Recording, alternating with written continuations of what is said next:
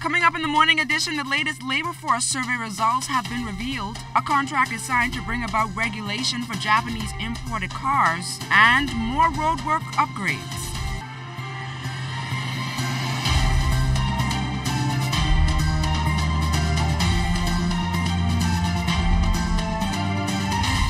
One day after Monday and 3 days to the weekend. Happy Tuesday and good morning to all of you. I'm LaDawn Davis and this is the Morning Edition. Thank you so much for waking up with us. And joining us live here on the Morning Edition to tell us how things are looking weather-wise is Chief Meteorologist Basil Dean. Good morning, Basil. Good morning, LaDawn. We'll take a look at our tower cam, and you can see the cloud deck breaking up a bit, but we have that high pressure that will continue to control our weather today, meaning brisk winds. Another frontal system is on the way. All the details coming up later in the newscast, so do stay tuned. Outside of our studios, we're under mostly cloudy skies, temperature at 68 degrees, relative humidity 63%. Easterly winds at 14 miles per hour, the barometric pressure 1,022.9 millibars, that is 30.29 inches, and it is rising. Your temperatures around the islands this morning, 66 in Greenville, Key, and Freeport, Marsh Harbor at 67. Taking you into the Berry Islands, we pick it up about 70 degrees there, 68 in Allenstown, Bimini, 70 in Harbor Island, Rock Sound, Eleuthera, 70 degrees, Allenstown, Cat Island at 80, 71, 71 also in Stanley Key, Kemp's Bay, South Andros, and Fresh Creek in Central Andros. In San Salvador and Rum Key, 71 degrees as well, 74 in Clarencetown, Long Island, Crooked Island, Betsy Bay, Miguana, Acklands, Ragged Island, Matthew Tiny, Niagara, all at 74. Turks and Caicos Islands at 75 degrees.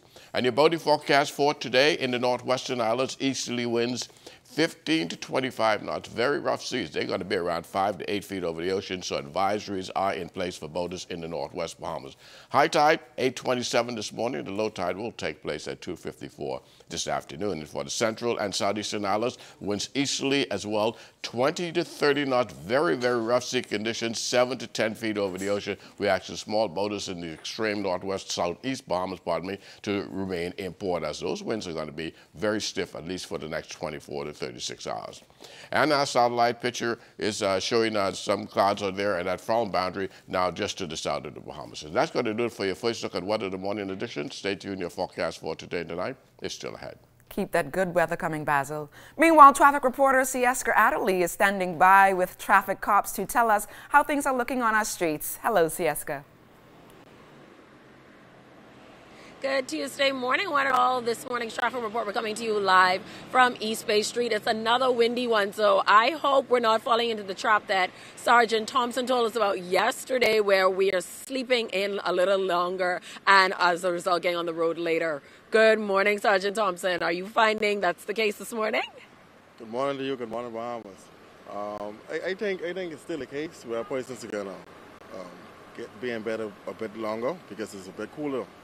All right. Now, Sergeant Thompson, as it pertains to accidents or incidents, were there any overnight that you wish to report? We had 11 accidents in the last 24 hours, 2 of which involved injuries.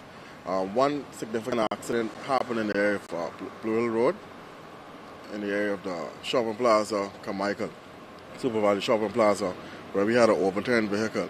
Luckily, the person who was driving the overturned vehicle, they escaped with minor injuries. Okay, now Sergeant Thompson, now speaking of accidents, we talk about it a lot. What goes into it from a traffic official perspective? What goes into investigating accidents? Well, you know, the accidents, we come to the scene, we interview the drivers, we get all the necessary information. And what we're having a challenge with is with insurance, with persons. If you know you don't have insurance, and we ask you to produce your insurance within the 24 or 48-hour period. Just tell us that you don't have insurance, so we don't have that delay. We can process the report that much quickly. Okay. Now, Sergeant Thompson, I know, I guess for minor incidents, caution tape wouldn't be needed, but when it becomes more serious and you see caution tapes up, what really speaks to the importance of having that, and I guess the general public being a certain number of feet away so that you all can properly investigate the scene and not have it contaminated. When you see caution tapes, it is exactly that, caution. Some persons, I don't know why, for whatever reason, they seem to be reporters. they want to come beyond the caution tape, they want to get in the scene, they want to get intimate with the scene, you could find yourself being arrested for that. But anytime you see we erect caution tapes or police crime scene tapes, you are to stay away and stay beyond that tape. All right, thank you so much. Sergeant Jerron Thompson telling us what goes into investigating accidents. And as you can see, it's a windy one, so be cautious and be careful when you're out on the road, even if you get a late start. Back to you in the studio, LaDawn. Thanks a lot, Sieska. Now on to our top story this morning. Compromised vehicles from countries, including Japan, are on roads here in the Bahamas. Going forward, vehicle imports will now undergo further regulation. A contract was signed between the government and Japan-based EAA will bring changes. Jimenita Swain reports. Unemployment rose to 10.7% in November 2018, up from 10% in May 2018, according to preliminary results of the latest labor force survey from the Department of Statistics. Senior statistician Cipriana Winters says 2 of the 3 most populated islands saw a decrease in unemployment during that period. At the time of the survey, the rate in Grand Bahama was 11.9% and in Abaco 7.7%. On the other hand, New Providence's unemployment rate increased from 10.1% in May to 11%. Some 235,695 people make up the current labor force. The survey shows that in May 2018, 23,190 people were unemployed, compared to 25,135 in November.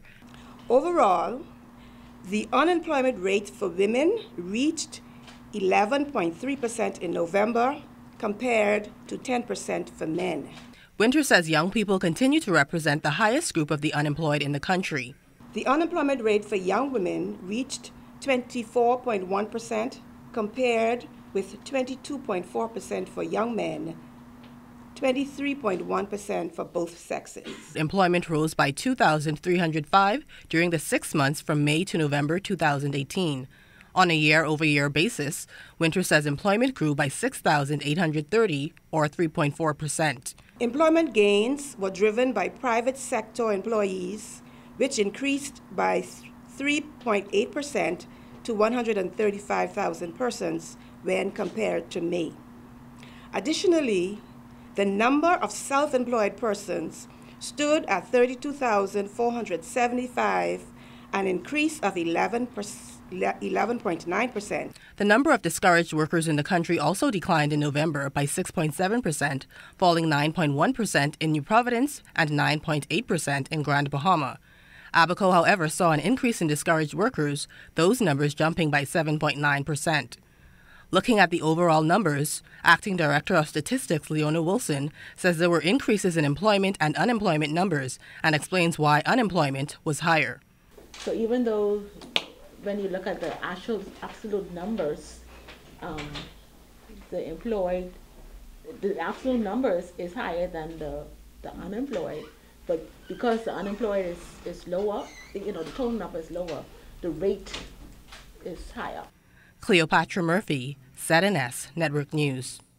Sorry, that was our Cleopatra Murphy talking about the labor survey. We now go to that Japanese vehicle regularized. Compromised vehicles from countries, including Japan, are on roads here in the Bahamas. Going forward, vehicle imports will now undergo further regulation. A contract was signed between the government and Japan-based EAA will bring changes. Here's Jimenita Swain.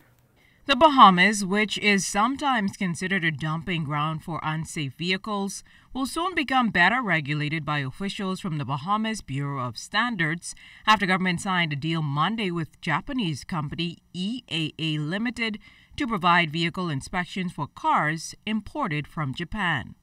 Minister of Labor Senator the Honorable Dion Folks announced during the contract signing that the pre-export verification of conformity program will serve to keep potentially unsafe vehicles off the roads nationwide.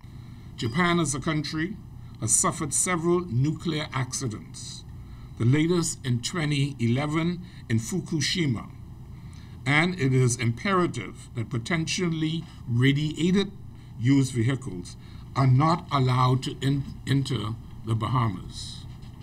The pre-inspection or verification to conformity program specifically addresses these risks by including a mandatory requirement for radiation inspection on every inspected vehicle. While there are radiation concerns, Director of the Bahamas Bureau of Standards, Dr. Renee Buford, confirms there are no facilities in place to test radiated vehicles that have been imported.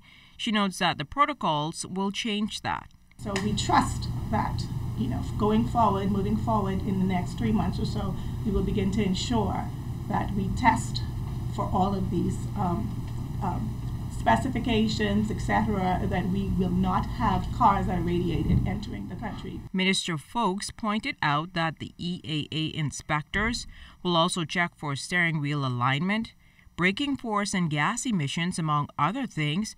But President of the Bahamas Motor Dealers Association and the Automall group of companies, Lionel Aubrey, says there are other elements consumers need to be mindful of. Odometers are spun back, and consumers are not aware of that. Vehicles might have been in an accident, they're not aware of that. Japan is a country that has snow. They use salt for melting the snow, so you get corrosion on the chassis of the vehicle. Officials say that more than 17,000 vehicles are imported from Japan annually. In essence, 80% of used car imports are from that country. Now, this pilot program is expected to last 1 year and will not be an added cost to taxpayers. Of course, the next steps will be public education. Jimenita Swain, ZNS Network News. Good story there, Jimenita. Ministry of Works officials planning to address the heavy traffic congestion here in New Providence, specifically in the southern part of the island. Deputy Director of Work Damian Francis explained to reporters yesterday the government's intent to create a 4-lane dual carriageway on Gladstone Road. We have an existing 100-foot reservation on Gladstone Road. At present, in the AM peak and the PM peak, there's some very long delays. So we're trying to improve the capacity on Gladstone Road. In addition to that, they also want to improve the junction at JFK and Gladstone, because there's a challenge of vehicles coming out of that, out of Gladstone Road. And Fire Trail Junction, and then also the Carmichael Junction. The intention is to construct a dual carriageway with a median in between, so it'll be 2 lanes on either side, and improve street lighting, road marking, signage, etc. After being pursued for many years, employees at Cable Bahamas Limited could soon be unionized. President of the Bahamas Communications and Public Officers Union, Dino Roll, telling ZNS News on Monday that it's been a long time coming for the union and executive management to sit at the bargaining table. We're happy to report that for as long as we've been pursuing Cable Bahamas, we've gotten a counter proposal from them also, and before long we're going to be around the table to iron out an agreement for those persons at Cable Bahamas. We're waiting for the management at Cable Bahamas to present us with the non-management employees at Cable Bahamas, all of them permanent and non-permanent staff, and because they are part of the bargaining unit, and those are the persons we're going to be bargaining on their behalf for. Stay close, we've got more news right after this. You're watching The Morning Edition. Welcome back to The Morning Edition. In a bid to streamline operational costs and increase the economic sustainability of the Institute, the Bahamas Agriculture and Marine Science Institute, or BAMSI, is redefining its business model and will focus solely on the wholesome sector, a move that is expected to translate into increased revenue by tens of thousands of dollars. Now, with the closure of its retail center, though, a popular spot for Bahamians to purchase locally grown organic produce, or of BAMSI rather, should be able to strengthen its financial position going forward. A recent statement from BAMSI announced the government's plans to introduce new core objectives is expected to position BAMSI to pay for itself over the long term. Kiwanis is celebrating its 104th anniversary in a couple of days. It all began when two natives of Detroit, Michigan had an idea in 1914 to develop an organization which focused on fellowship. Many years later, Kiwanis International has clubs around the world, 14 of them being right here in New Providence. Here to talk about the celebrations are Melford Clark and District Governor of Kiwanis International, Barry Wilmot, Lieutenant Governor of the Kiwanis Club of the Bahamas. Gentlemen, welcome to the Morning Edition. Good morning. Good morning. Okay, Mr. Wilmot, are you able to talk to us a little bit about the actual history of Kiwanis, I guess locally and or internationally? Yes. Good morning, Bahamas. We are celebrating our 104th anniversary. Internationally, but locally, we are celebrating our 56th anniversary here in the Bahamas. We started with the Kiwanis Club of Nassau, and today we have a very special gentleman who is here in the person of Mr. Melford Clark, who is actually the District Governor for the Eastern Canada and the Caribbean, having been the second Bahamian to hold this position.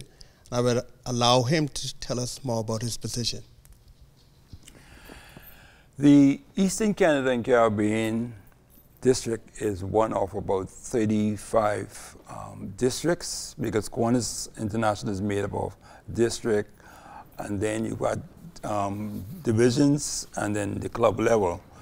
I being the governor for the Eastern Canada and Caribbean side of it, we are celebrating the 104th anniversary throughout the world. Kiwanis is present on all of the continents.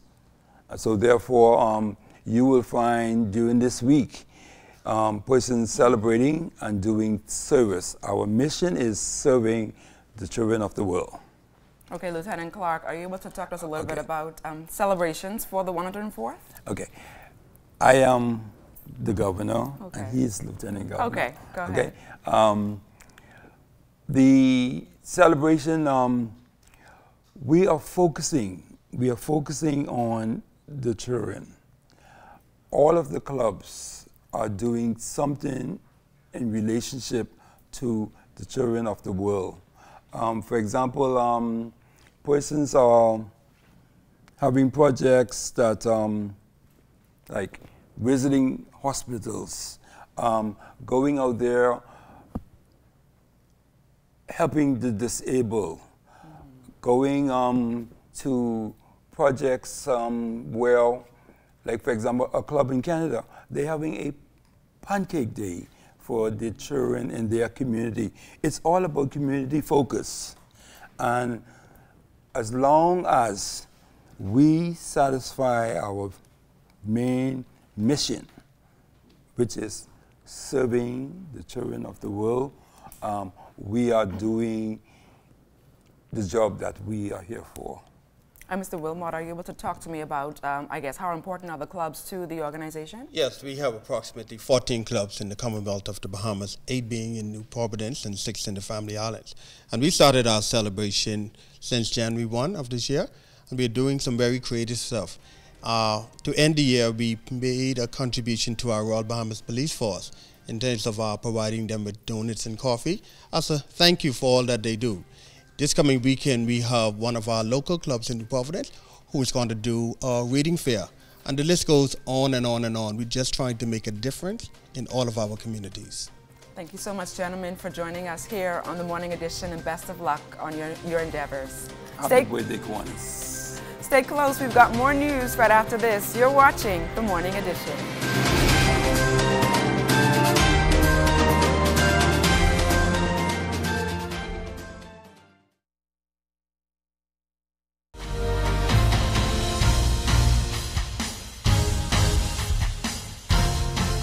Good morning and welcome to Sports Tuesday. I'm Charles Fisher. Well, last night it was Klay Thompson hitting 10 straight three-pointers to start the game en route to 44 points. As the Los Angeles Lakers, they couldn't do nothing for him.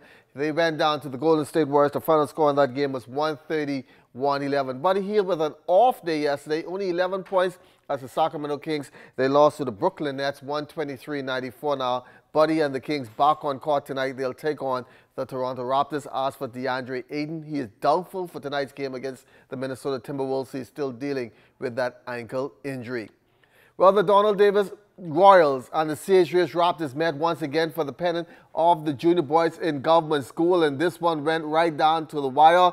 The Royals have not lost a game all season, and they didn't wait till this time to lose a game. The Donald Davis, they are the pennant winners once again in the junior boys of the GSSA, taking this game 38-37. Daniil and Stephen Joseph both with 9. Jaden Farrington had 12 for C.H. Reeves.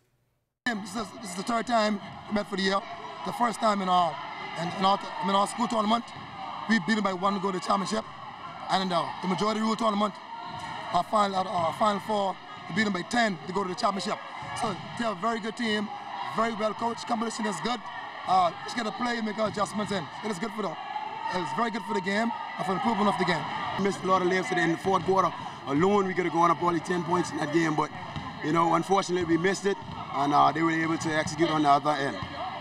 They were bouncing over at the Donald A. Valley Gym. The Jolly Green Giants were bouncing the Hurricanes of St. Andrews. They downgraded them to a little spry as they won easily yesterday. The final score in this game, 67 for the Jolly Green Giants, 19 for St. Andrews. St. John's now 8-1 on the season. We could see that St. Andrews in rebuilding mode. So we was just trying to use this game as a warm-up to get some of the guys that normally don't get some playing time to get on the court and experience some live game action. Our biggest hurdle is being consistent. We have a good team, decent team, just consistency. We seem to play down to the level of competition. That's what I'm fighting, battling with these guys. So big win there for the SJC Giants. Friday, some good news can report on my former school. And that's going to do it for Sports Tuesday. I'm Charles Fisher. Thanks for watching.